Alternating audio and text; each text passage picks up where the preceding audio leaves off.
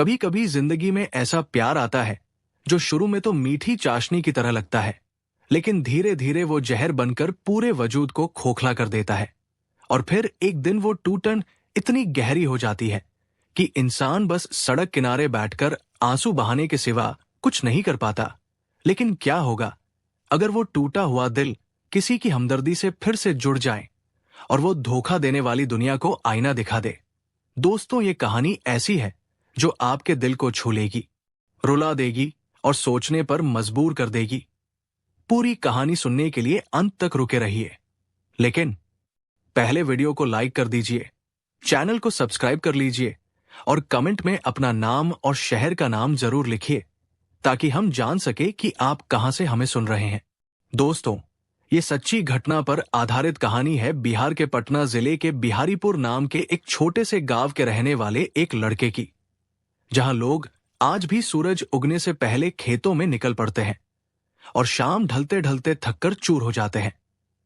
लेकिन उनके चेहरों पर हमेशा एक सादगी की मुस्कान रहती है। शाम के करीब 5 बजे के आसपास लखनऊ शहर की एक व्यस्त सड़क पर, जहां गाड़ियों की आवाजें और लोगों की भीड़ से हर तरफ शोर मचा हुआ था, वहां एक चमचमाती सफेद एसयूवी धीरे धीरे आगे बढ़ रही थी।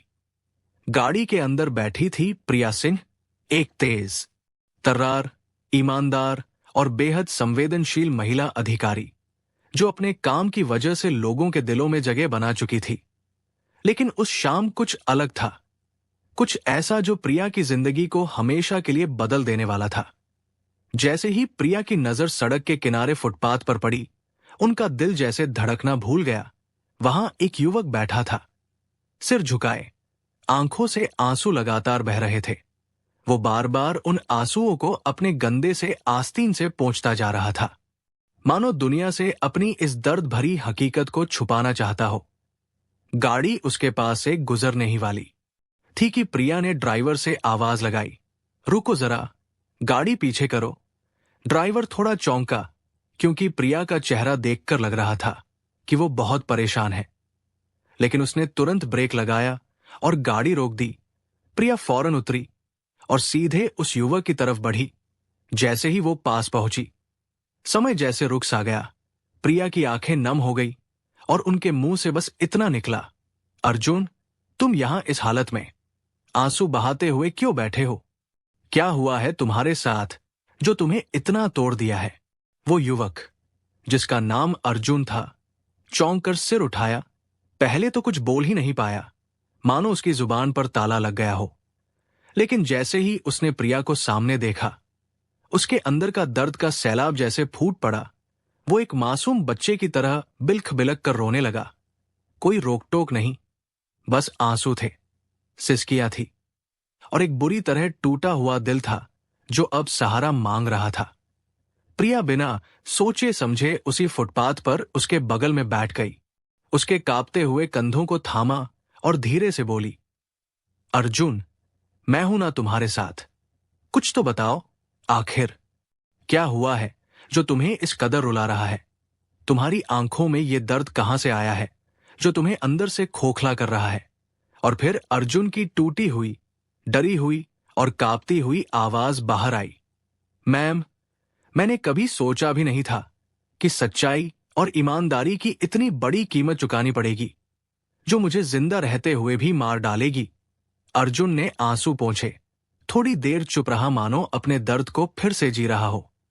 फिर कांपती आवाज में बोलना शुरू किया, मैम, मैं बिहार के पटना जिले के बिहारीपुर गांव से हूं। वो गांव जहां आज भी लोग 2 वक्त की रोटी के लिए दिन रात मेहनत करते हैं, जहां बिजली कभी कभी आती है और सपने बहुत छोटे छोटे होते हैं। घर में सिर्फ माँ है और मेरी छोटी बहन रानी। पापा 2 साल पहले हमें छोड़कर चले गए, हार्ट अटैक से। उस वक्त मैं ग्रेजुएशन के आखिरी साल में था, बस कुछ महीने बाकी थे डिग्री के। लेकिन पापा के जाते ही घर की सारी जिम्मेदारी मेरे कंधों पर आ गई। बहन की उम्र अब शादी लायक हो रही थी। माँ की तबीयत अक्सर खराब रहती है, दवाइयों के पैसे जुटाना मुश्किल हो जाता है। ऐसे में मैंने पढ़ाई बीच में ही छोड़ दी और नौकरी की तलाश में गांव से निकल पड़ा। सोचा शहर में जाकर कुछ काम मिल जाएगा तो घर चल सकेगा। बहन की शादी हो सकेगी और मां को आराम मिलेगा। प्रिया एकदम शांत बैठी थी, बस अर्जुन की आंखों में झांक रही थी, मानो उसके हर दर्द को महसूस कर रही हो। अर्जुन ने आगे कहा, मैम, मैं लखनऊ इसलिए आया क्योंकि सुना था यहां काम के मौके ज्यादा हैं, फैक्ट्रियां हैं, दुकानें हैं। लेकिन जैसे ही यहां पहुंचा, हर जगह निराशा हाथ लगी। जिस भी दुकान, होटल या रेस्टोरेंट में गया, सबने मेरे कपड़ों पर नजर डाली, मेरी बातों पर नहीं। कोई कहता तू गांव वाला लगता है, कोई कहता तेरे जैसे को कौन काम देगा। किसी ने मेरी मेहनत देखी नहीं, बस मेरी गरीबी पर हंसे। मैं दिन रात भटकता रहा, पेट में भूख होती थी लेकिन जेब में पैसे नहीं। कभी कभी सड़क किनारे बैठकर रोता भी था, लेकिन हार नहीं मानी। एक दिन मैं एक बड़े रेस्टोरेंट के सामने पहुंचा।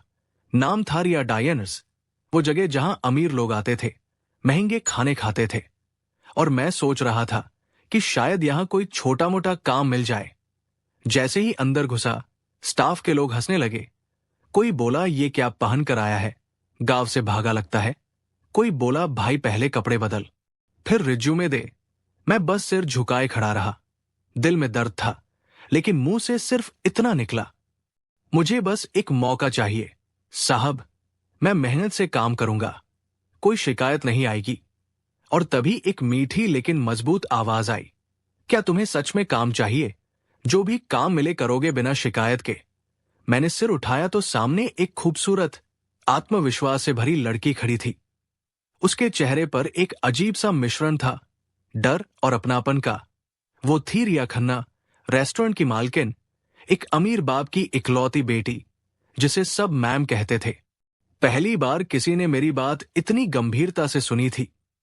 वो मुझे सीधे अपने ऑफिस में ले गई, कुर्सी पर बैठाया, ठंडा पानी दिया और पूछा, कहां से आए हो, क्या करना चाहते हो, घर में कौन कौन है? मैंने सब कुछ बता दिया। पापा की मौत, बहन की शादी की चिंता, घर की तंगहाली, मां की बीमारी। वो चुपचाप सुनती रही। उसकी आंखों में कुछ चमक थी, मानो वो मेरे दर्द को समझ रही हो। फिर बोली, अगर नौकरी चाहिए तो पहले एक छोटा सा टेस्ट देना होगा, जो बताएगा कि तुम कितने ईमानदार हो।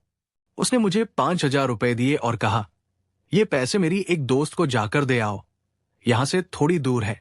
और ये लो 100 रुपए किराए के, बस जाकर लौट आओ बिना कोई गलती किए।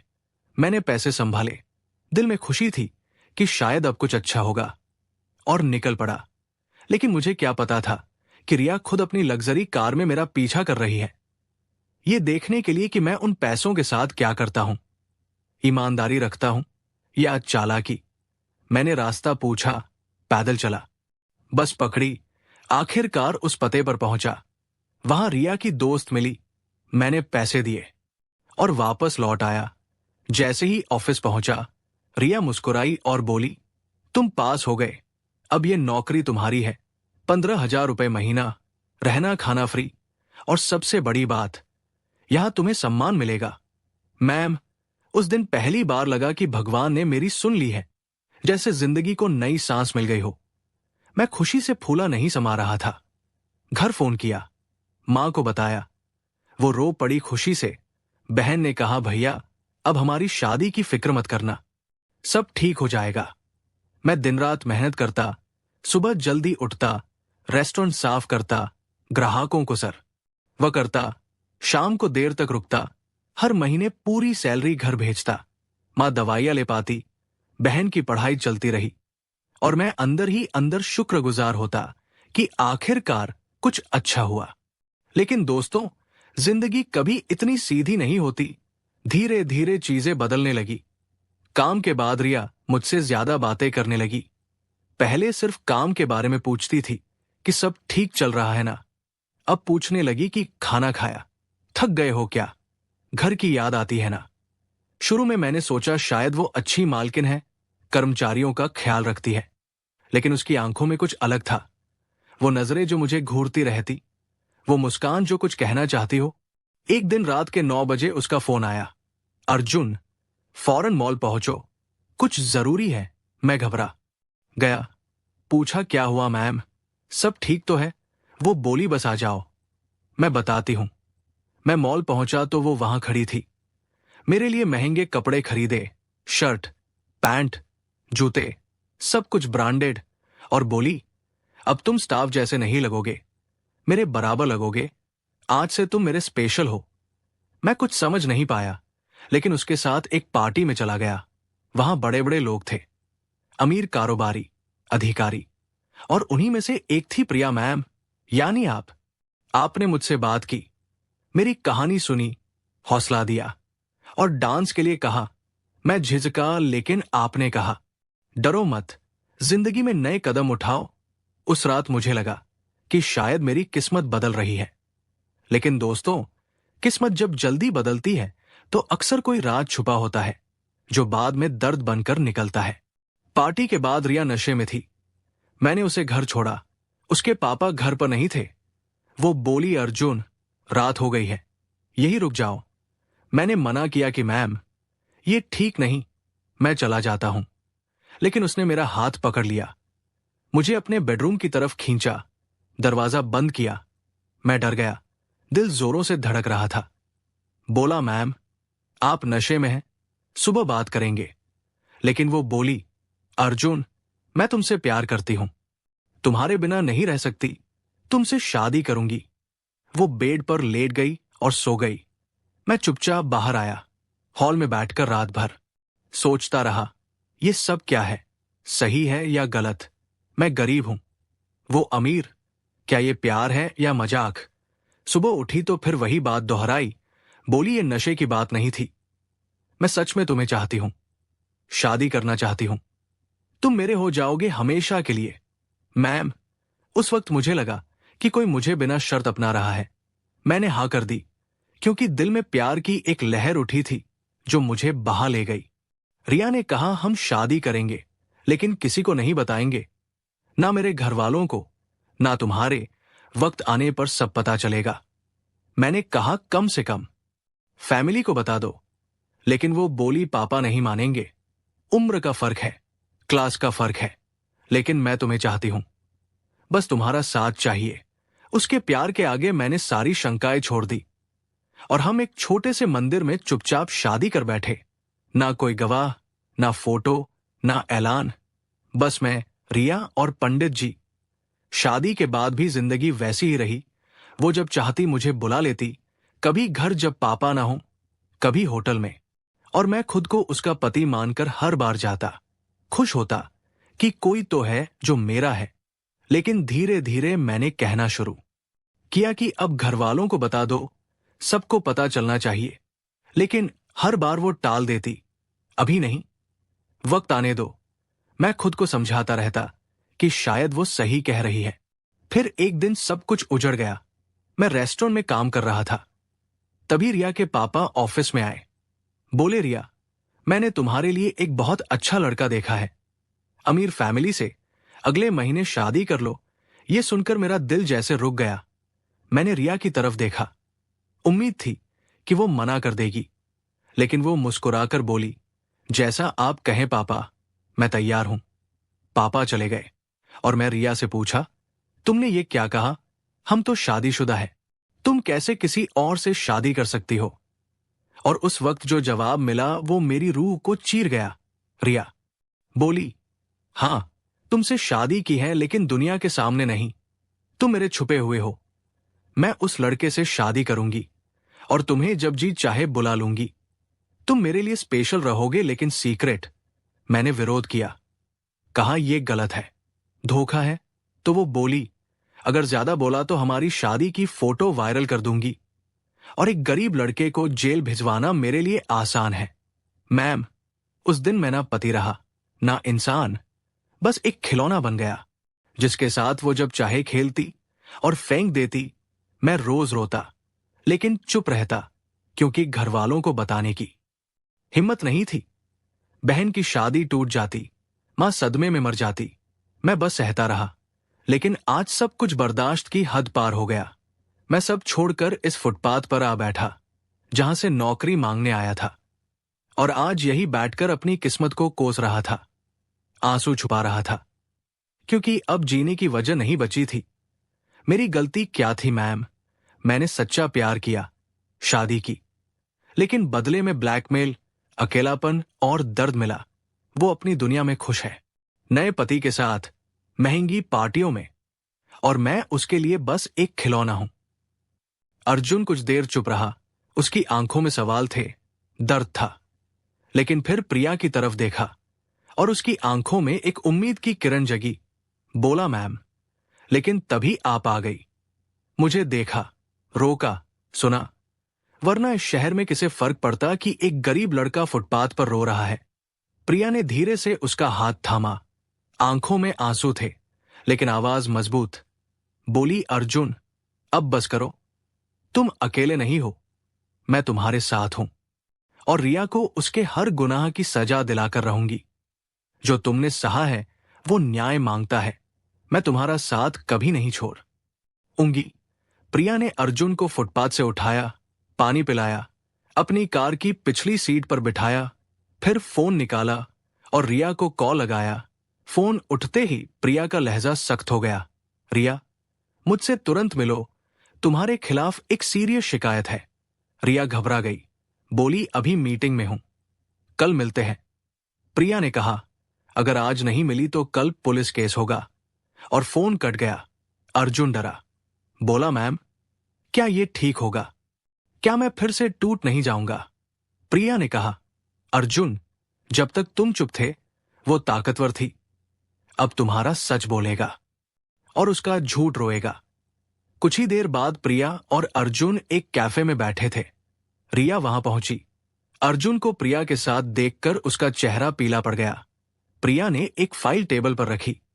बोली, तुम्हारे सारे मैसेज, कॉल रिकॉर्ड्स, अर्जुन का स्टेटमेंट, सब यहां है। अगर अभी तलाक के पेपर्स पर साइन नहीं किए तो अगला कदम पुलिस स्टेशन होगा और तुम्हारा नाम हर जगह वायरल। रिया चुप रही, फिर बोली, ठीक है, मैं साइन कर रही हूं। उसने पेपर साइन किए, अर्जुन की तरफ बढ़ाए। बोली, अब जाओ, अपनी आजादी के मजे लो।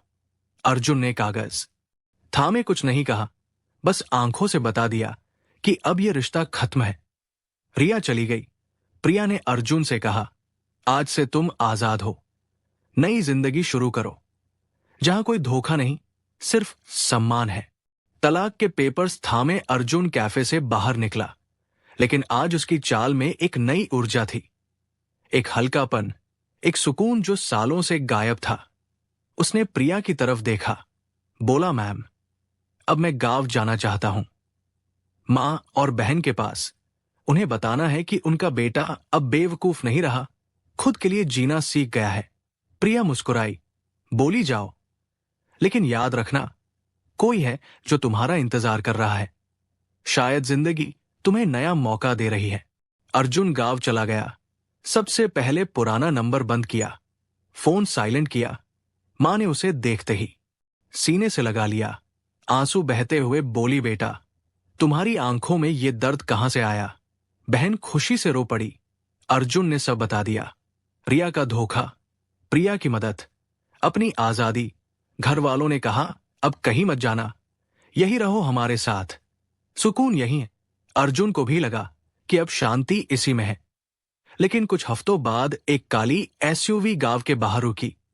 उसमें से उतरी प्रिया, साथ में उनके माता पिता। गांव वाले हैरान। अर्जुन दौड़कर आया, बोला, मैम, आप यहां कैसे? प्रिया मुस्कुराई, बोली, क्यों, अब सिर्फ मैम रह गई हूं क्या? मैं कुछ और नहीं बन सकती। सब हंस पड़े। फिर प्रिया ने अर्जुन की आंखों में देखा। बोली, मैं यहां तुम्हें लेने आई हूं। तुम सिर्फ मेरी जिंदगी में नहीं रहोगे, बल्कि मेरी जिंदगी बन जाओगे। मैं तुमसे शादी करना चाहती हूं, क्योंकि तुम जैसे सच्चे इंसान को छुपाकर नहीं, दुनिया के सामने अपनाकर रखा जाता है। अर्जुन, उसकी मां, बहन, गांव वाले सब स्तब्ध। लेकिन जब प्रिया ने कहा कि सच्चे लोग सम्मान के हकदार होते हैं, तो सबके दिल जीत लिए। गांव के मंदिर में सादगी से, लेकिन पूरे गांव की मौजूदगी में प्रिया और अर्जुन की शादी हुई। ना कोई डर, ना धोखा, सिर्फ सच्चा साथ, प्यार और विश्वास जो हमेशा के लिए बंध गया। दोस्तों, इस कहानी से हमें ये सीख मिलती है कि कोई कितना भी मजबूर क्यों ना हो, अगर वो ईमानदार और सच्चा है तो वक्त जरूर उसके साथ न्याय करता है। झूठ और दिखावे से भले कुछ पल की जीत मिल जाए, लेकिन अंत में हमेशा सच्चाई और अच्छे चरित्र की ही विजय होती है। और सबसे बड़ी बात, अगर कोई टूट जाए तो उसे अकेला मत छोड़ो, बस थोड़ा सा साथ दो, क्योंकि कभी कभी किसी का सहारा ही उसे दोबारा जीने का हौसला दे देता है। अब आपसे एक सवाल, अगर आपकी जिंदगी में कभी अर्जुन जैसी स्थिति आ जाए, जहां प्यार धोखे में बदल जाए और दिल बुरी तरह टूट जाए, तो आप क्या करेंगे? क्या चुपचाप सब सहते रहेंगे या आवाज उठाकर न्याय मांगेंगे?